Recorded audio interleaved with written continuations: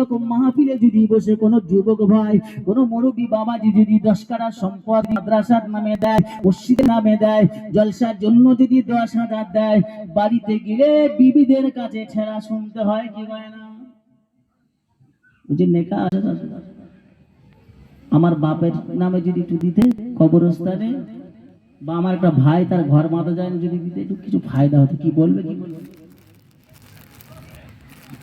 আল্লাহ নবীর সাহাবী ঘরের ভিতরে প্রবেশ করছেন না, পাঁচিলের বাইরে থেকে বলছেন, ও বিবি চলে এসো, চলে এসো, নবীর মোহাব্বতে ঘর বাড়ি ছেড়ে দাও। আল্লাহ নবীর মোহাব্বতে রাসূলুল্লাহ সাহাবীর বিবি, তিনিও রাসূলুল্লাহকে ভালোবেসেছেন। আল্লাহ নবী দিন দুনিয়ার বাদশার মোহাব্বতে কলিজার টুকরা নাবালক বাচ্চাদেরকে বুকে জড়িয়ে নিয়ে ঘর থেকে বার হয়ে চলে আসছেন। আল্লাহ নবী